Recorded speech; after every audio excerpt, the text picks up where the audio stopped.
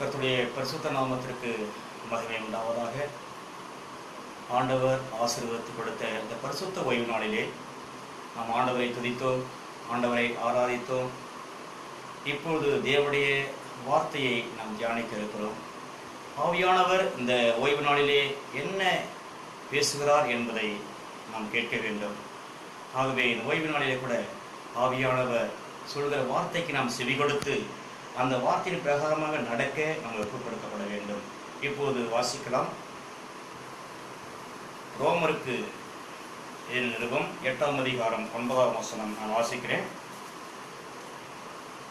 தேவனுடைய ஆவி உங்களில் வாசமாயிருந்தால் நீங்கள் மாம்சத்துக்குட்பட்டவர்களாய் இராமல் ஆவிக்குட்பட்டவர்களாய் இருப்பீர்கள். கிறிஸ்துவின் ஆவி இல்லாதவன் அவருடைய நல்ல. கண்களை மூடி ஜெபிக்கலாம். பண்பின் பரலோகத்திலாவே நன்றியோடு துதிக்கிறேன் அப்பா. வானத்திற்கும் பூமிக்கும் சகல அதிகாரமுடையவரே ஸ்தோத்திரிக்கிறோம். ஆண்டவரே, நீ ஆசீர்வதித்து கொடுத்த பரிசுத்த ஓய்வு நாளிலே ஆண்டவரே உமது வார்த்தையை அடியனுக்கு ஆண்டவரே நீர் வெளிப்படுத்தப்பட்ட கிருபைக்காக நன்றி. ஆவியானவரே, என்னை மறைத்து நீங்க பேசுங்க ஆண்டவரே. அடியே நாங்கள் கேட்கிறோம்.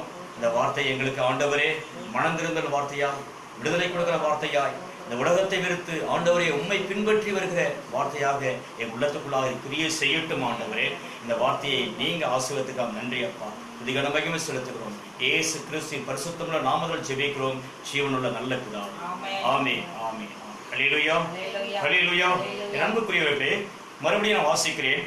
தேவனுடைய ஆவி உங்களில் வாசமாயிருந்தால் நீங்கள் மாம்சத்துக்குட்பட்டவர்களாய் இராமல் ஆவிக்குட்பட்டவர்களாய் இருப்பீர்கள். கிறிஸ்துவின் ஆவி இல்லாதவன் அவருடையவன் அல்ல. ஹல்லேலூயா, ஹல்லேலூயா.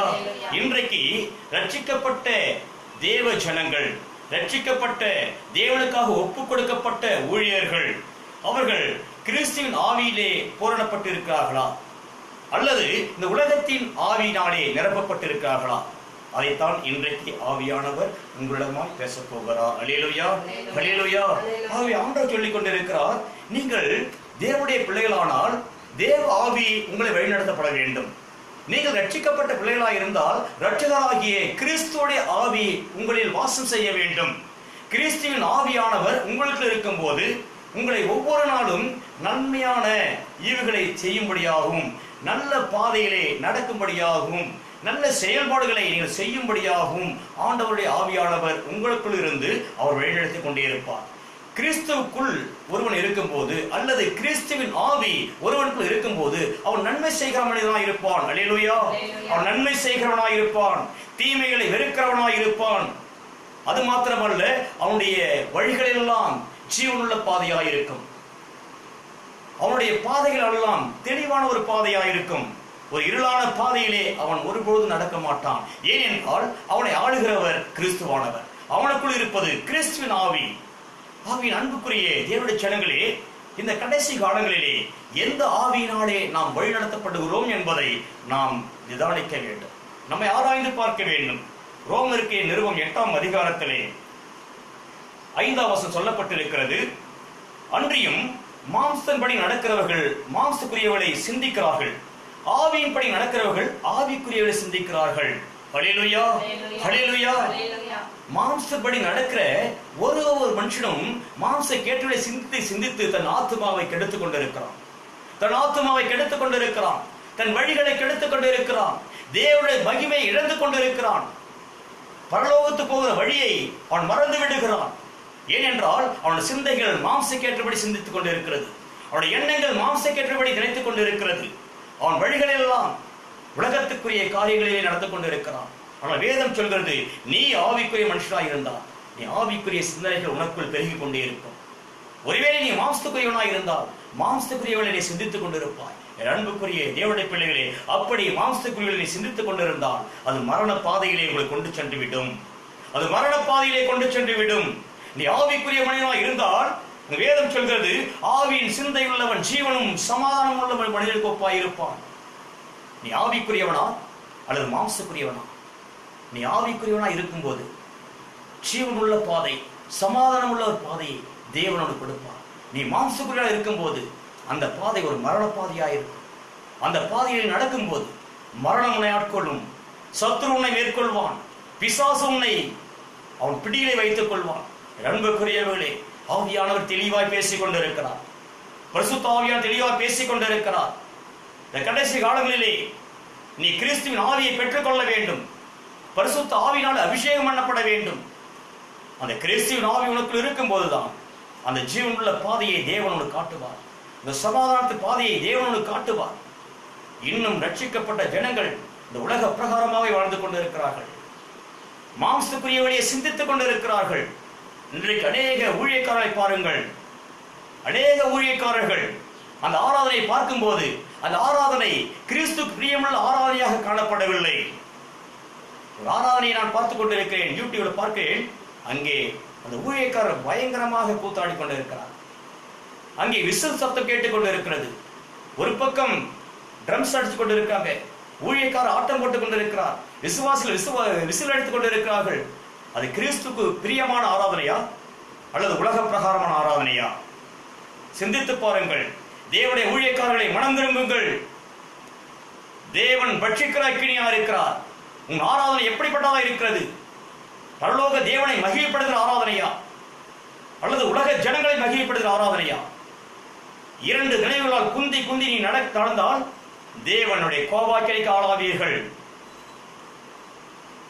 ஒரு மனிதன் கிறிஸ்துவின் ஆவி இருந்தால் அவன் கிறிஸ்து பிரியமானதை சிந்தித்துக் கொண்டிருப்பான். தேவ ஆவியினாலே வழிநடத்தப்படுவான் என்றால் தேவ சபையிலே தேவன் இறங்கி மகிழ்பட்டுக் கொண்டிருப்பார். அபிஷேகம் ஊற்றப்பட்டுக் கொண்டிருக்கும். அந்த சபையிலே அற்புதங்கள் அடையாளம் நடந்து கொண்டிருக்கும். அங்கே சமாதானம் கிடைக்கும், அங்கே சந்தோஷம் கிடைக்கும், அங்கே ஆசீர்வாதம் இருக்கும், அங்கே பாவத்திலிருந்து ஒரு மனம் திரும்புதல் கிடைக்கும். அன்புக்குரியவர்களே, இன்றைக்கு அநேக ஊழியக்காரர்கள் கிறிஸ்துவின் ஆவியை நிறைவாய் பெறாததினாலே, கிறிஸ்துவின் அபிஷேகத்தை பூரணமாய் பெறாததினாலே இன்றைக்கு தேவ சபையிலே ஆட்டம் போட்டுக் கொண்டிருக்கிறார்கள். தேவ சபையிலே விசிலடித்துக் கொண்டிருக்கிறார்கள். அது மாத்திரமல்ல, இன்னொரு ஊழியக்காரர் வருகிற ஜனங்களை உங்களுடைய நகைகளை கழட்டி போடுங்கள் காணிக்கையாக. பொருளாசை உடையவர்களாக இருக்கிறார்கள். பொருளாசை உடையவர்களாக இருக்கிறார்கள். அவருடைய பணத்தை வாங்கிக் கொண்டு, அவருடைய நகைகளை வாங்கிக் கொண்டு, அந்த ஆராதனை கிறிஸ்துக்கு பிரியமுள்ள ஆராதனை அல்ல. தேவன் கோபப்பட்டுக் கொண்டிருக்கிறார். எங்கேயாவது இயேசு கிறிஸ்து நகைகளை கொடுங்கள் என்று கேட்டிருக்காரா? எங்கேயாவது ஆண்டவர்கள் பணத்தை கொடுங்கள் என்று கேட்டுக் கொண்டிருக்காரா? ஆனால் தேவனுடைய ஊழியக்காரன் என்று வேஷம் தரித்துக் கொண்டு இன்றைக்கு ஏழை மக்களுடைய நகைகளை வாங்கிக் கொண்டு, அவருடைய பணங்களை வாங்கிக் கொண்டு, ஆராதனைகளை விசில் அடித்துக் கொண்டு, ஊழியக்காரர்கள் ஆட்டம் போட்டுக் கொண்டு தேவனை துக்கப்படுத்திக் கொண்டிருக்கிறார்கள். இது கிறிஸ்துவின் ஆவியினால் நடத்தப்படுகிற சபைகள் அல்ல. தேவனுடைய ஆவியினால் நடத்தப்பட சபை அல்ல. எச்சரிக்கையாருங்கள். தேவன் நியாயத்திலே கொண்டு வந்து நிறுத்துவார். கர்த்தர் நியாயத்திலே கொண்டு வந்து நிறுத்துவார். கிறிஸ்துவின் ஆவி உடையவன் கிறிஸ்துவை போல் மாற வேண்டும். எங்கேயாவது பவுல் ஆட்டம் போட்டாரா? எங்கேயாவது பவுல் உங்கள் நகைகளை கொடுங்கள் என்று கேட்டாரா? எங்கேயாவது இயேசு உங்களுடைய பொருட்களின் மீது ஆசை வைத்தாரா? எங்கேயாவது இயேசு ஆராதனை பண்ணும்போது விசில் அடித்தார்களா? ஆட்டம் போட்டார்களா? இயேசு கிறிஸ்து பரிசுத்தமுள்ள தேவன். அவர் தாழ்மையாய் இருந்தார், அவர் எளிமையாய் இருந்தார். உலக பொருட்கள் மீது ஆசை வைக்கவில்லை, மாறாக பாவிகளை நேசிக்க ஆரம்பித்தார். அல்லேலூயா, அல்லேலூயா. அவர் பாவிகளை நேசிக்கிற தேவன். அவர் உலக பொருட்களை நேசிக்கிற தேவன் அல்ல. அழிந்து போகிற பொண்ண வெள்ளியே அவர் நேசிக்கிறவர் அல்ல, பணத்தை நேசிக்கிறவர் அல்ல. அவர் உங்களை நேசிக்கிறவர், அவர் என்னை நேசிக்கிறவர், உலகத்தில் ஒவ்வொரு ஜனங்கள் நேசிக்கிறவர். அந்த தேவனை விசுவாசிக்கிற ஊழியக்காரர்களே, விசுவாசிகளே, மனம் திரும்புங்கள். பொருளாசையை வெறுத்து விடுங்கள். ஒருவனுக்குள் கிறிஸ்துவின் ஆவி இருந்தால் அவன் பொருளாசையை வெறுக்கிற மனுஷனாயிருப்பான். மற்றவருடைய பாவங்களை மன்னிக்கிற மனுஷனாயிருப்பான். பிறர் மீது அன்பு கொள்கிற மனுஷனாயிருப்பான். அன்புக்குரிய தேவனுடைய பிள்ளைகளே, கிறிஸ்துவின் ஆவி என்னதென்றும் உலகத்தின் ஆவி என்னதென்றும் இதனாலே நீங்கள் அடையாளம் கண்டு கொள்ளலாம். அல்லேலூயா, அல்லேலூயா. கர்த்தர் பேசிக் கொண்டிருக்கிறார், கர்த்தர் பேசிக் கொண்டிருக்கிறார். நீங்கள் மாம்சக்குட்பட்டவர்களாக இருந்தால் நீங்கள் தேவனுக்கு பிரியமாய் இருக்க முடியாது. கிறிஸ்துவின் ஆவியுடையவர்களாக இருந்தால் நீங்கள் தேவனுக்கு பிரியமாய் வாழ முடியும். அப்படி தேவனுக்கு பிரியமாய் வாழும் போதுதான் உன் வாழ்க்கையிலே ஒரு விடுதலையை பெற்றுக் கொள்ள முடியும். உன் வாழ்க்கையிலே ஒரு சமாதானத்தை பெற்றுக் கொள்ள முடியும். நீங்கள் இன்னும் ஊழியக்காரர் என்று வேஷம் போட்டுக்கொண்டு, இன்னும் விசுவாசிகள் என்று வேஷம் போட்டுக்கொண்டு, ரட்சிக்கப்பட்டு விட்டு என்று வேஷம் போட்டுக்கொண்டு இன்னும் பொருளாசைக்காரர்களாய் வாழ்ந்து கொண்டிருந்தால், பொருளாசை என்பது ஒரு விக்கிரக சமம் என்று வேதம் சொல்லிக் கொண்டிருக்கிறது. பொருளாசை என்பது விக்கிரக சமமானது. விக்கிரகங்களை தேவன் அருவருக்கிறார். விக்கிர ஆராதனை தேவனுக்கு பிரியமானது அல்ல. எடுத்து வாசிங்க. எபேசியர் 5ஆம் அதிகாரம் 5ஆம் வசனம், பக்கம் 267. எபேசியர் 5:5.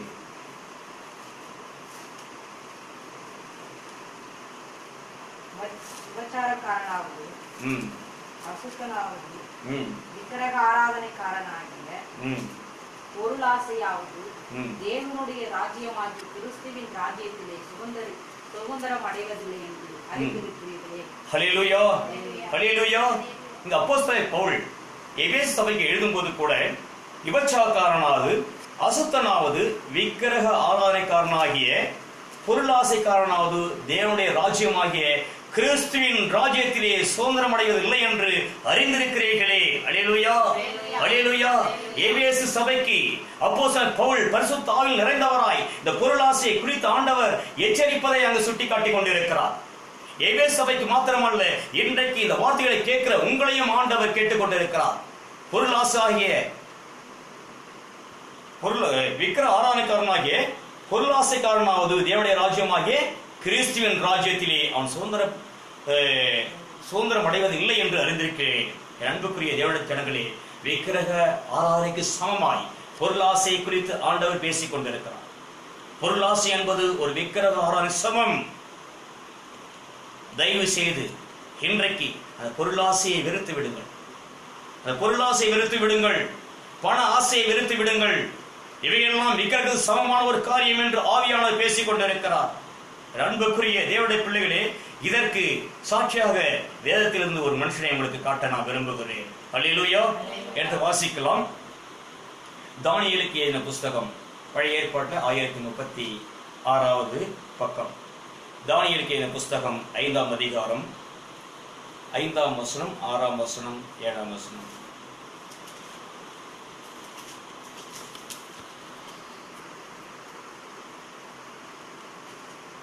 எடுத்துட்டீங்களா? 5ஆம் அதிகாரம் 5, 6, 7. அந்நேரத்திலே மனுஷ கைவிரல்கள் தோன்றி விளக்குக்கு எதிராக ராஜ அரண்மனையில் சாந்து பூசப்பட்ட சுவரிலே எழுதின அந்த கையுறுப்பை ராஜா கண்டான். அப்பொழுது ராஜாவின் முகம் வேறுபட்டது. அவனுடைய நினைவுகள் அவனை கலங்கம் பண்ணினது. அவனுடைய இடுப்பின் கட்டுகள் தளர்ந்தது. அவனுடைய முழங்கால்கள் ஒன்றோடு ஒன்று மோதிக்கொண்டது. ராஜா உரத்த சத்தமிட்டு ஜோசியரையும் கல்தேரையும் குறிசொல்களையும் உள்ளே அழைத்து வரும்படி சொன்னான். ராஜா பாபிலோன் ஞானிகளை நோக்கி, இந்த எழுத்தை வாசித்து இதன் அர்த்தத்தை எனக்கு வெளிப்படுத்துகிற எவனோ அவன் ரத்தாம்பரமும் கழுத்திலே பொற்சரப்பணியும் தரிக்கப்பட்டு ராஜ்யத்திலே 3ஆம் அதிபதியாய் இருப்பான் என்று சொன்னான். அன்புக்குரிய தேவனுடைய ஜனங்களே, தேவனுடைய வார்த்தையை கவனியுங்கள். கர்த்தருடைய வார்த்தையை கவனியுங்கள். பாபிலோன் மாகாணத்தை ஆட்சி செய்கிற பெல்ஷாத்சார் என்னும் ராஜாவின் நாட்களிலே ஒரு சம்பவத்தை தேவன் வெளிப்படுத்திக் கொண்டிருக்கிறார். ஒரு சம்பவத்தை ஆண்டவர் வெளிப்படுத்திக் கொண்டிருக்கிறார். அது என்ன சம்பவம் என்றால், அந்த பெல்ஷாத்சார் ராஜா 1000 பேருக்கு விருந்து செய்கிறான். 1000 பேருக்கு விருந்து செய்து அந்த ராஜா என்ன செய்கிறான்? திராட்சை ரசத்தை குடிக்க ஆரம்பிக்கிறான். அவன் மாத்திரமல்ல, அந்த பெல்ஷாத்சார் ராஜாவும் அவனுடைய வைப்பாட்டிகளும் அவனுடைய மனைவிகளும் பிரபுக்களும் அவர்கள் திராட்சை ரசத்தை எதிலே குடிக்க ஆரம்பிக்கிறார்கள்? எருசலேம் கொண்டு வந்து இருக்கிற அந்த பொற்பாத்திரத்தை கொண்டு வர சொல்லி, எருசலேமாகிய தேவனுடைய வீட்டிலிருந்து கொண்டு வருகிற அந்த பொற்பாத்திரத்தை கொண்டு வர சொல்லி, கர்த்தரை அறியாதவன், கர்த்தரை ஏற்றுக்கொள்ளாத மனுஷன் அந்த பொற்பாத்திரத்திலே திராட்சை ரசத்தை குடிக்க ஆரம்பித்தான். அவன் மாத்திரமல்ல, அவனுடைய பிரபுக்கள் குடித்தார்கள், அவனுடைய மனைவிகள் குடித்தார்கள், அவருடைய வைப்பாட்டிகள் குடித்தார்கள். ஆண்டவருடைய கோபாக்கினை இறங்க ஆரம்பித்தது. பரலோக தேவன் அதை பார்த்துக் கொண்டிருந்தார். நம் கர்த்தர் அதை பார்த்துக் கொண்டிருந்தார். நடந்த சம்பவம் என்ன? அவன் அதை ருசித்துக் கொண்டிருக்கும் போதே ஒரு கைவிரல், எடுத்து வாசிங்க 5ஆம் வசனம், 5ஆம் அதிகாரம் 5ஆம் வசனம். அந்நேரத்திலே மனுஷ கைவிரல்கள் தோன்றி விளக்குக்கு எதிராக ராஜ அரண்மனையில் சாந்து பூசப்பட்ட சுவரிலே எழுதின அந்த கையுறுப்பை ராஜா கண்டான். அந்த கையுறுப்பை அந்த பாபிலோன் மாகாணத்தை ஆளுகிற பெல்ஷாத்சார் என்ற ராஜா அந்த கையுறுப்பை கண்ட மாத்திரத்திலே மிகவும் பயப்பட ஆரம்பித்தான். அவன் முழங்கால்கள் ஒன்றோடு மோதிக்கொண்டது. அவனுடைய இடுப்பின் கட்டுகள் தளர்ந்தது. அவருடைய நினைவுகள் கலகம் பண்ணினது. என் அன்புக்குரியவர்களே, திராட்சை ரசத்தை குடித்து சந்தோஷத்தோடு, களிப்போடு, ஆரவாரத்தோடு, மகிழ்ச்சியோடு இருந்த அந்த ராஜா முன்பாக தேவன் அனுப்பின அந்த கைவிருப்பு அந்த சோற்றின் மேல் எழுத ஆரம்பித்தது. அந்த சோற்றின் மேல் அரண்மனையில் எழுத ஆரம்பித்தது. அந்த அரண்மனை எழுதப்பட்ட எழுத்தை கண்ட அந்த ராஜாவுக்கு பயம் உண்டானது. கலங்க ஆரம்பித்தான்.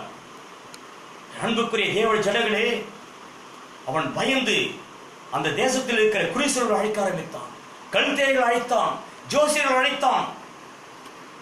பயத்தின் காரணமாக இந்த எழுத்தை யார் வாசிக்கிறீர்களோ, அந்த எழுத்தின் அர்த்தத்தை யார் சொல்கிறீர்களோ, அவர்களுக்கு என்ன தரப்படும்? ரத்தாம்பரமும் பொற்சரப்பணியும். அது மட்டுமல்ல, இந்த ராஜ்யத்திலே 3ஆம் அதிபதியாக நான் உயர்த்துவேன் என்று ராஜாவுடைய கட்டளை பிறக்கிறது. ஜோசியர்கள் வந்து பார்க்கிறார்கள், அந்த எழுத்தை வாசிக்க முடியவில்லை. குறிசர்கள் பார்க்கிறார்கள், அந்த எழுத்தை வாசிக்க முடியவில்லை. ஞானிகள் வருகிறார்கள், அதை வாசிக்க முடியவில்லை. என் அன்புக்குரிய தேவனுடைய பிள்ளைகளே, கிறிஸ்துடைய ஆவி அவங்களுக்கு இல்லை. ஆனால் அந்த ராஜ்யத்திலே இருக்கிற, அந்த ராஜ்யத்தில் அடிமையாக கொண்டு வரப்படுகிற தானியேல் என்கிற தேவ மனுஷனுக்குள்ளாக கிறிஸ்துவின் ஆவி இருந்ததனாலே அந்த விளக்கத்தை தானியேல் சொல்ல ஆரம்பித்தான். அல்லேலூயா, அல்லேலூயா. பரலோக தேவனுடைய வார்த்தை, பரலோக தேவன் அனுப்பின கையுறுப்பு அந்த சோற்றின் மேல் எழுதப்பட்ட உடனே அந்த ரகசியத்தை அறியத்தக்க ஒரு மனுஷன் இருப்பான் என்றால் பாபிலோனிலே தானியேலை தவிர வேறொரு மனுஷனும் இல்லை. அல்லேலூயா. தானியேலை தவிர வேறொரு மனுஷனும் இல்லை. அந்த நாட்டிலே அநேக குறிசொல்களும், அநேக ஞானிகளும், அநேக ஜோசியரும் இருக்கிறார்கள். ஆனால் பரலோக ரகசியத்தை அறிந்து கொள்ள, பரலோக தேவனுடைய ரகசியத்தை அறிந்து கொள்ள, அந்த எழுத்தை வாசிக்க, அர்த்தத்தை சொல்ல, அந்த பெரிய மாகாணங்களிலே தானியேல் ஒருவனை தவிர மற்ற ஒருவனும் இல்லை. அல்லேலூயா. ஏனென்றால் தானியேலுக்கு விசேஷ ஆவி இருந்தது. தேவ ஆவி தானியேலுக்கு இருந்தபடினாலே அந்த ராஜாவுடைய அந்த கலக்கத்தை போக்க, அந்த ராஜாவுடைய அந்த பயத்தை நீக்க, அந்த சோற்றில் எழுதப்பட்ட அந்த வார்த்தைகளை வாசிக்க தேவன் அவனுக்கு கிருபை கொடுத்தார். அல்லேலூயா. தேவனுடைய ஆவி அவனை நிரப்பிக் கொண்டிருந்தார். எடுத்து வாசிங்க. அதே தானியேல் புஸ்தகம் 5ஆம் அதிகாரம் 16ஆம் வசனமும் 17ஆம் வசனம் வாசிக்கலாம். பொருளை வெளிப்படுத்தவும் கருகலானவளை தெளிவிக்கவும் உன்னாலே கூடும் என்று உன்னை குறித்து கேள்விப்பட்டேன். இப்போதும் நீ இந்த எழுத்தை வாசிக்கவும் இதன் அர்த்தத்தை எனக்கு தெரிவிக்கவும் உன்னாலே கூடுமானால் நீ ரத்தாம்பரமும் கழுத்திலே பொற்சரப்பணியும் தரிக்கப்பட்டு ராஜ்யத்திலே 3ஆம் அதிபதியாய் இருப்பாய் என்றான். அப்பொழுது தானியேல் சொல்கிறான், ராஜா சமூகத்துக்கு பிரதித்திரமாக உம்முடைய வெகுமானங்கள் உம்மிடத்திலே இருக்கட்டும், உம்முடைய பரிசுகளை வேறொருவனுக்கு கொடும். இந்த எழுத்தை நான் ராஜாவுக்கு வாசித்து இதன் அர்த்தத்தை தெரிவிப்பேன். அல்லேலூயா, அல்லேலூயா. என் அன்புக்குரிய தேவனுடைய ஜனங்களே, என் அன்புக்குரிய தேவனுடைய ஜனங்களே, இங்க நடக்கிற காரியங்களை பாருங்கள். அடிமையாய் கொண்டு வரப்பட்டவன் தானியேல். அவன் ஒரு யூதன். யூதாவில் இருந்து அடிமையாய் கொண்டு வரப்பட்ட தானியேல் அந்த பாபிலோன் மாகாணத்திலே ராஜாவின் முன்பாக நிற்கத்தக்கதான ஒரு காரியத்தை ஆண்டவர் வாய்க்கச் செய்தார். அது எப்படி என்றால், இவன் கலங்கிக் கொண்டிருந்த வேளையிலே, ராஜா பயந்து கொண்டிருந்த வேளையிலே அந்த ராஜாவுடைய மனைவி வருகிறான். ராஜாவுடைய மனைவி வருகிறான். ராஜாவே, நீ கலக்கமடைய தேவையில்லை, நீ பயப்படாத ராஜாவே. இந்த ராஜ்யத்திலே, உங்களுடைய ராஜ்யத்திலே தேவ ஆவியை பெற்ற தேவர்கள், வேற சொல்ற தேவர்கள், பிதா குமாரன் பரிசுத்த ஆவியை குறித்து பேசப்பட்டிருக்கிறது. தேவர்களின் ஆவியை பெற்ற ஒரு மனுஷன் இருக்கிறான், தானியேல் என்கிற ஒரு மனுஷன். அந்த மனுஷனை அழைத்தால் அந்த வசனத்துக்கு, அச்சோற்றில் எழுதப்பட்ட வார்த்தைக்கு அவன் விளக்கத்தை கொடுப்பான். நீ பயப்பட தேவையில்லை என்று அந்த பெல்ஷாத்சார் ராஜாவுடைய மனைவி அந்த ராஜாவிட கூறுகிறார். உடனே ராஜா தானியேலை அழைக்கிறான். தானியேலை அழைத்து சொல்கிறான், இதை ஒருவராலும் விளக்க முடியவில்லை. இந்த நாட்டில் இருக்க ஜோசியராலையும் குறி சொல்வர்களாயும் ஞானிகளாயும் ஒருவராலும் விளக்க முடியவில்லை. நீர் மாத்திரம் இந்த எழுத்தை வாசித்து அதுக்கு விளக்கம் கூறுவாயானால் உனக்கு நான் என்ன தரப்போகிறேன்? ரத்தாம்பரமும் பொற்சரபணியும், இந்த தேசத்தின் 3ஆம் அதிபதியாக உன்னை உயர்த்தப் போகிறேன். ஆனால் தானியேல் சொல்கிறான், ராஜாவே, உன்னுடைய வெகுமானங்களும் உன்னுடைய பரிசுகளும் வேறொருவனுக்கு கொடு. அல்லேலூயா, வேறொருவனுக்கு கொடு. இந்த பதவிக்கு நான் ஆசைப்படவில்லை, உன்னுடைய வெகுமானத்துக்கு நான் ஆசைப்படவில்லை, நீ கொடுக்கிற அன்பளிப்பு ஆசைப்படவில்லை. தேவன் கொடுத்த வெளிப்பாட்டை தான் இடத்தில் கூறுகிறேன். நீ கொடுக்கிற வெகுமானங்களையும், நீ கொடுக்கிற பரிசுகளையும், நீ கொடுக்கிற பதவிகளையும் வேறொருவனுக்கு கொடுங்க. என்னிடத்தில் உலகத்தில் இருப்பவனை காட்டிலும் என்னில் இருக்கிற பெரியவர் என்பது தானியேலுக்கு அறிந்திருக்கிறான். அல்லேலூயா. தானியேலுக்குள் இருந்த கிறிஸ்துவின் ஆவியான பெரியவர். அவர் பொருளாசை கண்டு மயங்குகிறவர் அல்ல. அவர் பதவியை பார்த்து மயங்குகிறவர் அல்ல. பதவிகள், பணம், பொருள் எல்லாம் அழிந்து போகக்கூடிய ஒரு காரியம். தானியேலுக்கு தெரியும். இன்றைக்கு எத்தனை ஊழியக்காரர்கள் தெரியும்? அப்படி தெரிந்திருந்தால் 3ஆம் 4ஆம் தலைமுறை வரைக்கும் சொத்து சேர்க்க மாட்டார்கள். பணம் தன் அக்கௌண்டிலே கோடி கோடியாய் பணம் சேர்க்க மாட்டார்கள். ஏழை மக்களிடத்தில் நகைகளையும் மூக்குத்திகளையும் வாங்கி அதை அவர்கள் சேர்த்து வைக்க மாட்டார்கள். அநேக நகைகள், அநேக மூக்குத்திகள், காணிக்கைகள் போடு என்று கேட்கிற ஊழியக்காரர் உண்டு. பணங்களை அக்கௌண்டில் போட சொல்லுகிற ஊழியக்காரர் உண்டு. ஆனால் தானியேல் அப்படிப்பட்டவன் அல்ல.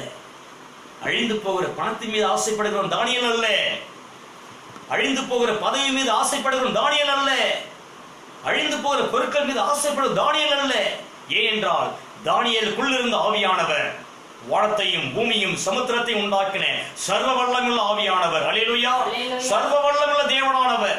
அந்த தேவன் அவனுக்குள் இருந்ததனாலே அவன் உலக பொருட்களை வெறுக்க ஆரம்பித்தான், பதவியை வெறுக்க ஆரம்பித்தான். இன்றைக்கு எத்தனை பேர் வெறுக்க ஆரம்பித்திருக்கிறோம்?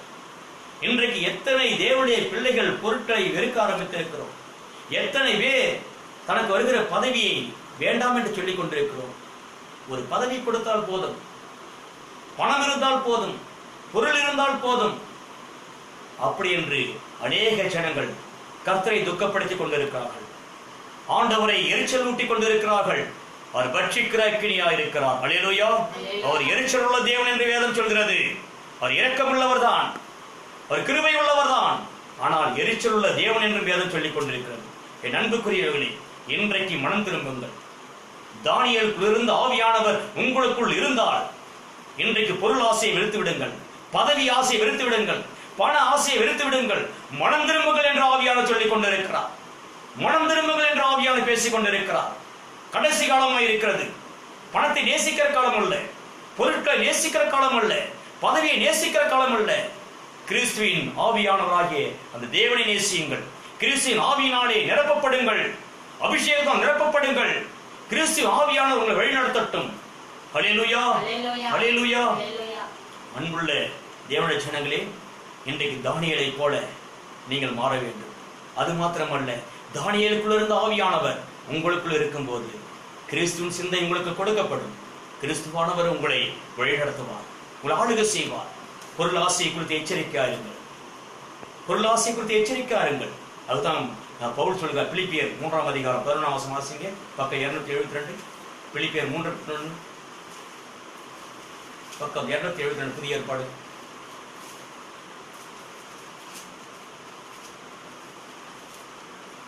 மூன்றாம் அதிகாரம் 11ஆம் வசனம். சீக்கிரம். அவருக்காக எல்லாவற்றையும் நஷ்டம் என்று விட்டேன், குப்பையுமாக எண்ணுகிறேன். அல்லேலூயா, அல்லேலூயா. அப்போஸ்தலர் பவுல் சொல்லிக் கொண்டிருக்கிற பிரியமானவர்களே, அவருக்காக எல்லாவற்றையும் நஷ்டம் என்று விட்டேன், குப்பையுமாக எண்ணுகிறேன்.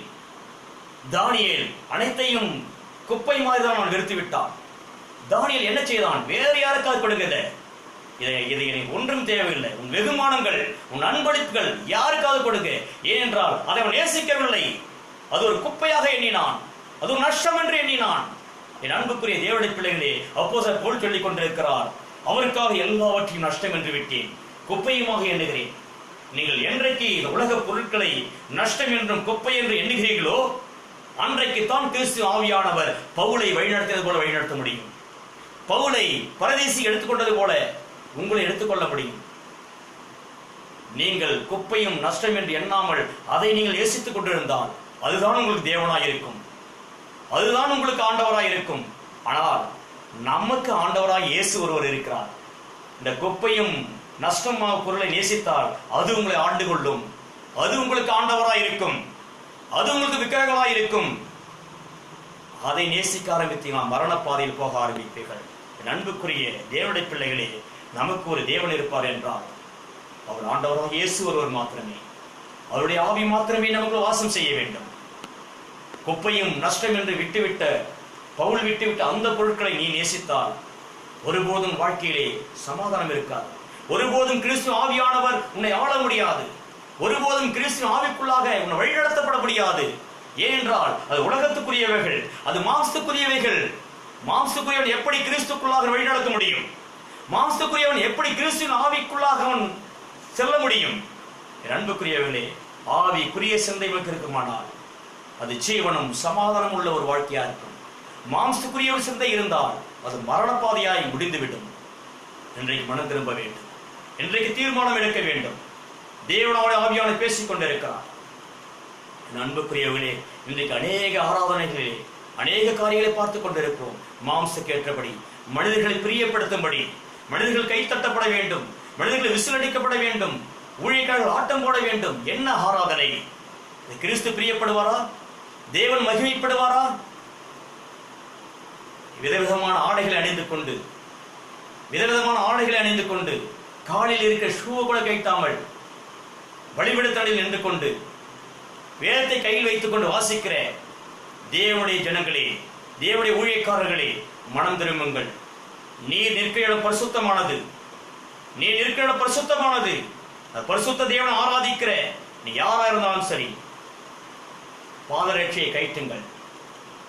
மோசே, நீ நிற்கிற இடம் பரிசுத்தமானது, உன் பாதரட்சியை கைட்டி போடு. தேவன் பேசினார் வனாந்தரத்தில்.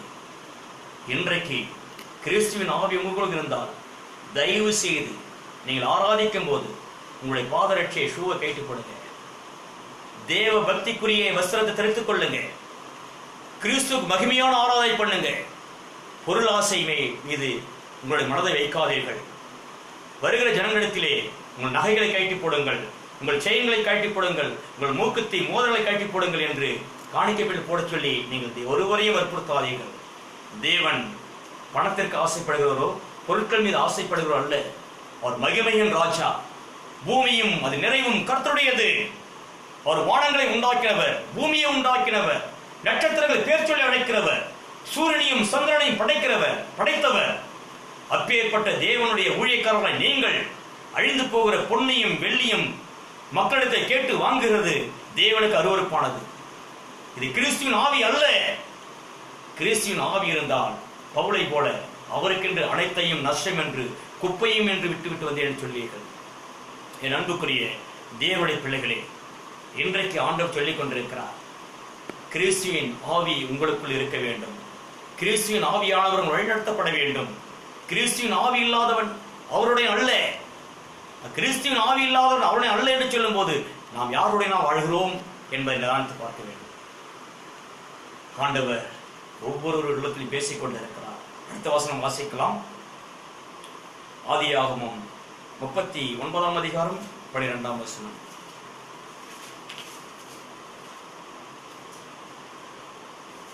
அப்பொழுது அவனுடைய வஸ்திரத்தை பற்றி பிடித்து என்னோடு சயனி என்றால் அவனோ தன் வஸ்திரத்தை அவள் கையிலே விட்டு வெளியே ஓடி போனான். இவன் ஒரு தேவ மனுஷன். தானியேல் பொருளாசையை வெறுத்தான். பொருளாசை குறித்து தானியேல் என்ற மனுஷனை அடையாளப்படுத்தினேன். அவன் ராஜாவுடைய வெகுமானங்களையும் ராஜாவுடைய பரிசு பொருட்களையும் ராஜாவுடைய பதவியும் அவன் வேண்டாம் என்று வெறுத்தான். இங்கே ஒரு மனுஷன் இருக்கிறான். அவன் பெயர் யோசேப்பு. இஸ்மவேலரிடத்திலே விலைக்காக பார்வோனிடத்திலே எடுத்து வாசிக்கும் போது நாங்கள் விளக்கமாக வேத வார்த்தையின் மூலமாக சொல்கிறேன். ஆதியாகமம் 39 அதிகாரம் 1 வசனம். யோசேப்பு எகிப்துக்கு கொண்டு போகப்பட்டான். பார்வோனுடைய பிரதானியும் தலையாரிகளுக்கு அதிபதியுமாகிய போத்திபார் என்னும் எகிப்து தேசத்தான் அவனை அவ்விடத்திற்கு கொண்டு வந்து இஸ்மவேலரிடத்தில் விலைக்கு வாங்கினான். அல்லேலூயா. விலைக்கு வாங்கப்பட்டவன் யோசேப்பு. அடிமையாய் வந்தவன் தானியேல். யூதாவிலிருந்து அடிமையாய் வந்தவன் தானியேல். விலைக்கு வாங்கப்பட்டவன் யோசேப்பு. ஆனால் யோசேப்புடைய வாழ்க்கையை இங்கு பார்க்கும்போது அங்கே போத்திபாருடைய மனைவி, அந்த போத்திபாருடைய மனைவி தேவ மனுஷனாகிய தேவனுடைய ஆவியினால் நிரப்பப்பட்ட யோசேப்பு மீது அவள் ஆசை வைத்தாள். தன்னை சயனிக்கும்படி அவள் ஒவ்வொரு நாளும் அவனுக்கு என்ன செஞ்சால் தொந்தரவு கொடுத்து கொண்டே இருந்தாள். ஆனால் ஒரு நாள் அவனை நெருங்கி வரும்போது, அந்த பாவம் நெருங்கி வரும்போது, இவனுக்குள் கிறிஸ்துவின் ஆவி இருந்ததனாலே, தேவனுடைய ஆவி இருந்ததனாலே அந்த பாவம் இருக்கிற இடத்தை விட்டு அவன் ஓடிவிட்டான். ஹல்லேலூயா. கிறிஸ்துவின் ஆவி ஒருவனுக்குள் இருந்தால் பாவத்தை விட்டு விலகுவான், பாவத்தை வெறுப்பான், பாவம் இருக்கிற இடத்துல நிற்க மாட்டான். அன்புக்குரியவர்களே, கிறிஸ்துவின் ஆவி யோசேப்பில் இருந்தபடினாலே அந்த போத்திபாருடைய மனைவி தன்னை சயனிக்கும்படி வற்புறுத்திய போது கூட அவன் அந்த ஆசைக்கு இணங்காமல் அந்த பாவத்தை எதிர்க்க ஆரம்பித்தான். அந்த பாவமாகிய பிசாசை எதிர்க்க ஆரம்பித்தான். ஏனென்றால் தேவனுடைய ஆவி நிரப்பப்பட்ட மனுஷன் அவன், தேவனுடைய அபிஷேகத்தால் நிரப்பப்பட்டவன் அந்த ஆவியினாலே. அன்புக்குரியவர்களே, அது மாத்திரமல்ல, அங்கே 39ஆம் அதிகாரத்திலே 39ஆம் சொல்லப்பட்டிருக்கிறது, தேவனுக்கு விரோதமாக பாவம் செய்வது எப்படி. அல்லேலூயா. யோசேப்பு சொல்லிக் கொண்டிருக்கிறான். ஆதியாகமம் 39ஆம் அதிகாரத்தில் 9ஆம் வசனம் கடைசி வரியை வாசிக்கும் போது, தேவனுக்கு விரோதமாய் பாவம் செய்வது எப்படி. அன்புக்குரியவர்களே, தேவ ஆவியை பெற்ற யோசேப்பு, தேவனுடைய ஆவியை பெற்ற யோசேப்பு, நான் தேவனுக்கு விரோதமாய் பாவம் செய்வது எப்படி என்று அந்த ஸ்திரீயோடு அவன் சொல்லிக் கொண்டிருக்கிறான். இன்றைக்கு தேவ மனுஷர்களிடம் சொல்கிறோமா? கண்களில் இச்சையிலே விடுவது, மாம்ச இச்சையினாலே பாவம் செய்வது. வாலிப வயதுள்ள அந்த யோசேப்பு, சிவந்த நிறம் உள்ளவன், அழகுள்ளவன், இளமை பருவம் கொண்ட அந்த வாலிப பருவம் கொண்ட அந்த யோசேப்பு என்ன சொல்கிறான்? வாசியுங்கள். தேவனுக்கு விரோதமான பாவம் செய்ய எப்படி. அன்புக்குரியவர்களே, ஒரு மனிதனுக்குள் கிறிஸ்துவின் ஆவி இருந்தான், அவன் இந்த வார்த்தை தான் சொல்லுவான், நான் தேவனுக்கு விரோதமாக பாவம் செய்ய எப்படி. அவன் அந்த ரங்கத்தில் இருந்தாலும் சரி, எந்த இடத்தில் இருந்தாலும் சரி, தேவனுக்கு விரோதமாய் நான் பாவம் செய்வது எப்படி. எனக்குள் தேவ ஆவி இருக்கிறார், நான் பிசாசு ஆவியினாலே வழிநடத்தப்படுகிறோம் அல்ல, அசுத்த ஆவியினாலே ஆட்கொள்ளப்படுகிறோம் அல்ல, எனக்குள் தேவ ஆவி இருக்கிறதுனாலே தேவனுக்கு விரோதமாய் நான் பாவம் செய்வது எப்படி என்று பாவத்தை விட்டு விலகி ஓட ஆரம்பித்தான். அல்லேலூயா. பாவத்தை விட்டு ஓட ஆரம்பித்தான். என் அன்புக்குரிய தேவனுடைய பிள்ளைகளே, இன்றைக்கு கிறிஸ்துவின் ஆவி உங்களுக்குள் இருந்தால் அந்த யோசேப்பை போல பாவத்தை விட்டு விலகி ஓடுவீர்கள். அந்த யோசேப்பை போல தேவனுக்கு விரோதமாக பாவம் செய்வது எப்படி என்று நீங்கள் அந்த பாவமாகிய பிசாசை நோக்கி கேட்பீர்கள். பிசாசுக்கு சவால் விடுகிற மனுஷன் யோசேப்பு இருந்தான். அல்லேலூயா, அல்லேலூயா. இன்றைக்கு நீங்கள் சவால் விடுவீர்களா? ஒரு பாவம் நெருங்கும் போது, ஒரு பிசாசு பாவத்தினாலே உங்களை இழுக்க வரும்போது, என் தேவனுக்கு விரோதமாக நான் பாவம் செய்வது எப்படி என்று அந்த பிசாசு சவால் விடுவீர்களா? அந்த பிசாசை எதிர்த்திருப்பீர்களா? அப்படி எதிர்த்து நின்றால் நீங்கள் கிறிஸ்துவின் ஆவியினாலே வழிநடத்தப்படுகிறீர்கள். அப்படி எதிர்த்து நின்றால் தேவ ஆவியும் நிரப்பிக் கொண்டிருக்கிறது. யோசேப்பை போல பிறகு ஆசீர்வாதமாயிருப்பீர்கள். அன்றைக்கு மாத்திரம் அவன் அந்த பிசாசை எதிர்க்கவில்லை என்றான். அன்றைக்கு மாத்திரம் அவன் போத்திபாருடைய மனைவியுடன் அவன் சயனிக்க நேர்ந்திருந்தால் நிலைமை என்ன இருக்கும்? அந்த ராஜ்யத்திலே இரண்டாவது அதிபதியாக அவன் மாறியிருக்க முடியாது. தேவனுடைய ஆசீர்வாதத்தை அவன் பெற்றுக்கொள்ள முடியாது. பார்வோனுக்கு அடுத்த ஸ்தானத்திலே யோசேப்பு வர காரணம் என்ன? அவன் பாவத்தை விட்டு விலகி ஓடினான், பாவத்தை பார்த்து சவால் விட்டான். என் தேவனுக்கு விரோதமான பாவம் செய்ய எப்படி என்றான். என் அன்புக்குரிய தேவனுடைய பிள்ளைகளே, இன்றைக்கு அந்த யோசேப்பை போல நீங்கள் கிறிஸ்துவின் ஆவியினால் நிரப்பப்பட்டால் பாவத்துக்கு சவால் விடுகிற பிள்ளையாக இருக்க வேண்டும், பாவத்தை விட்டு விலகி ஓடுகிற பிள்ளையா இருக்க வேண்டும். அப்படி விலகி ஓடுகிற மனுஷனா இருந்தால் பார்வோனுக்கு அடுத்த ஸ்தானத்திலே அமர்த்தப்பட்ட யோசேப்பை போல இந்த உலகத்திலே மேன்மையான ஒரு வாழ்க்கையை கர்த்தர் கொடுப்பார். கரங்களை தட்டி ஆண்டவருக்கு நன்றி செலுத்துவோமா? ஹல்லேலூயா, ஹல்லேலூயா. மேன்மையான ஒரு வாழ்க்கையை ஆசீர்வாத தேவன் கொடுப்பார். இன்றைக்கு அநேகர் ஆசீர்வதிக்கப்படாமல் போவது காரணம் என்ன? யோசேப்பை போல பாவத்தை விட்டு விலகி ஓடாததினாலே, தானியேலை போல அந்த பொருளாசையை வெறுக்காததினாலே இன்றைக்கு தீர்மானம் பண்ணிக் கொள்ளுங்கள். தானியேலை போல வாழ கற்றுக் கொள்ளுங்கள், யோசேப்பை போல வாழ கற்றுக் கொள்ளுங்கள். அப்படி வாழ கற்றுக்கொண்டால் கிறிஸ்துவானவர் உங்களை பெரிய ஒரு ஆசீர்வாதத்தினால் நிரப்புவார். அல்லேலூயா, அல்லேலூயா. எடுத்து வாசிக்கலாம். 1 கொரிந்தியர் 2ஆம் அதிகாரம் 12ஆம் வசனம், பக்கம் 228.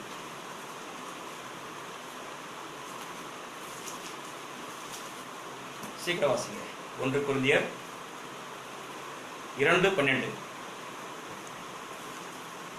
நாங்களோ உலகத்தின் ஆவியை பெறாமல் தேவனால் எங்களுக்கு அருளப்பட்டவைகளை அறியும்படி தேவனிலிருந்து புறப்படுகிற ஆவியை பெற்றோம். ஹல்லேலூயா. அப்போஸ்தலனாகிய பவுல் கொரிந்து சபைக்கு எழுதும் போது, நாங்களோ உலகத்தின் ஆவியை பெறாமல் தேவனால் எங்களுக்கு அருளப்பட்டவர்களை அறியும்படிக்கு தேவனிலிருந்து புறப்படுகிற ஆவியை பெற்றிருக்கிறோம். நாங்கள் உலகத்தின் ஆவியை பெறவில்லை, பரலோக தேவனிலிருந்து புறப்பட்டு வருகிற அந்த கிறிஸ்துவுடைய ஆவியை நாங்கள் பெற்றிருக்கபடினாலே எங்களால் உலகத்தை ஜெயிக்க முடியும், மாம்சத்தை ஜெயிக்க முடியும், பிசாசை ஜெயிக்க முடியும். என் அன்புக்குரியவர்களே, இன்றைக்கு உலகத்தின் ஆவியை பெற்றிருந்தால் ஜெயமுள்ள வாழ்க்கையை வாழ முடியாது, ஆசீர்வாதம் உள்ள வாழ்க்கையை வாழ முடியாது, விடுதலையை பெற்ற ஒரு வாழ்க்கையை வாழ முடியாது.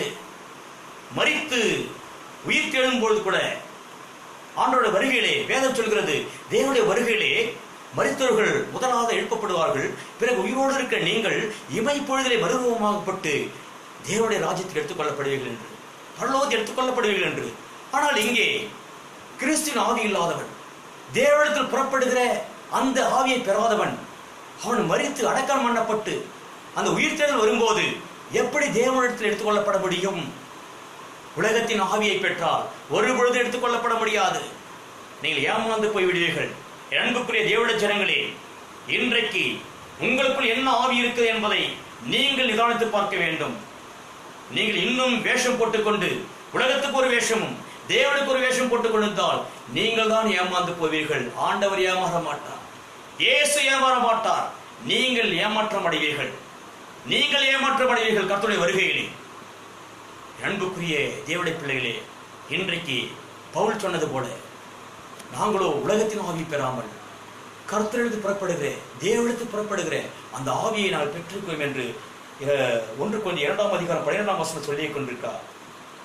என்ன நான் மறுபடியும் வாசிக்கிறேன், இந்த வார்த்தையை தியானியுங்கள். நாங்களோ உலகத்தின் ஆவியை பெறாமல் தேவனால் எங்களுக்கு அருளப்பட்டவர்களை அறியும்படிக்கு தேவனிலிருந்து புறப்படுகிற ஆவியை பெற்றிருக்கிறோம். தேவனிடத்தில் புறப்படுகிற அந்த கிறிஸ்துவாகிய நம் ஆண்டவராகிய இயேசு கிறிஸ்துவின் ஆவியை நீங்கள் பெற்றுக்கொள்ள வேண்டும் என்று ஆண்டவர் விரும்புகிறார். அல்லேலூயா, அல்லேலூயா. ஆகவே இன்றைக்கு அநேக கள்ள உபதேசங்களும் கள்ள தீர்க்க தரிசனங்களும் சொல்லி மனுஷர்களை வஞ்சிக்கிற கூட்டங்கள் பெருகிவிட்டது. சபைகள் ஒரு பிசினஸ் போல போய் கொண்டிருக்கிறது. நய வசனிப்பினாலே மக்களை வஞ்சித்துக் கொண்டு இன்றைக்கு அநேக ஊழியக்காரர்கள் இருந்து கொண்டிருக்கிறார்கள்.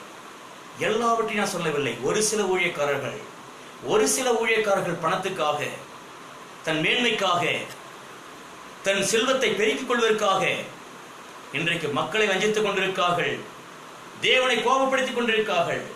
அவருக்குள் கிறிஸ்துவின் ஆவி பூரணப்படவில்லை. ஏதோ சில வரங்களை பெற்றுக்கொண்டு, கொஞ்சம் அபிஷேகத்தை பெற்றுக்கொண்டு, தேவ நாமத்தின் மகிமைக்கென்று அதை பயன்படுத்தாமல் உலகத்தின் மகிமைக்கென்று பயன்படுத்திக் கொண்டு வருகிறார்கள். என் அன்புக்குரியவர்களே, இது கடைசி காலமாக இருக்கிறது. தேவ பக்தியின் வேஷத்தை தரித்துக் கொண்டு அநேகர் வருவார்கள். தேவ பக்தியின் வேஷத்தை தரித்துக் கொண்டு அநேகர் வஞ்சக ஆவிகள் வருவார்கள், உங்களை வஞ்சிப்பார்கள். நீங்கள் ஏமாந்து போய்விடக்கூடாது.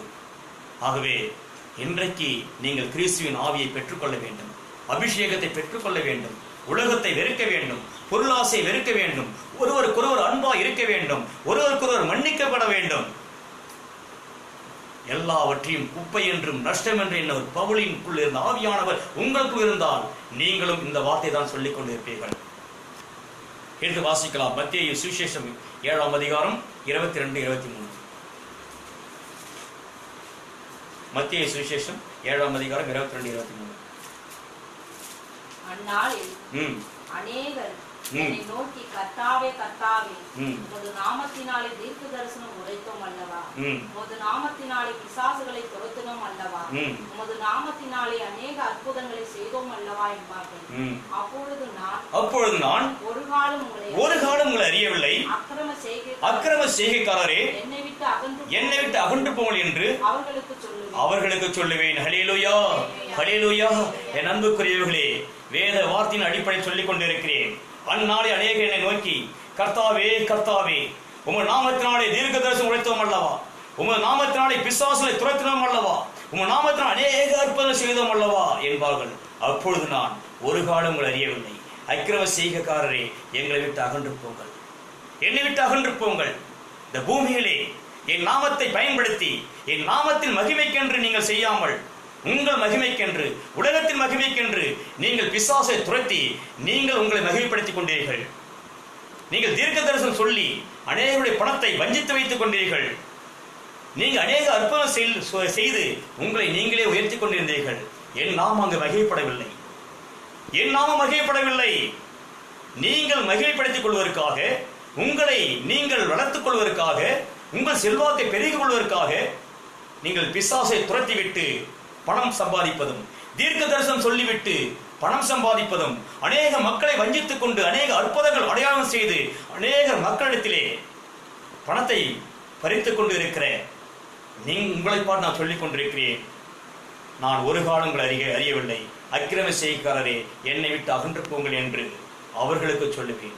எல்லா ஊழியக்காரர்கள் அல்ல, இப்படி செய்கிற ஊழியக்காரர்களுக்கு தேவனுடைய நாமத்தின் மகிமையை அவர்கள் விட்டு தன் சுய மகிமைக்காக, தன் சுய குடும்பத்திற்காக, உங்களுக்காக செல்வங்களை சேர்த்துக்கொண்டு, உங்களுக்கு பெருமைகளை சேர்த்துக்கொண்டு, உங்களை உயர்த்தி கொண்டு கிறிஸ்துவின் ஆவியை அசட்டை பண்ணி கொண்டிருக்கிற தேவ ஜனங்களே, கர்த்தருடைய வருகையிலே அவர் சொல்லுவார், நீங்கள் என்ன வேணாலும் சொல்லலாம். ஆண்டவரே, உம் நாமத்தினாலே தீர்க்க தரிசனம் சொன்னோம், உம் நாமத்தினாலே விசுவாசத்தை துரத்தினோம், உம் நாமத்தை அற்புதம் செய்தோம்.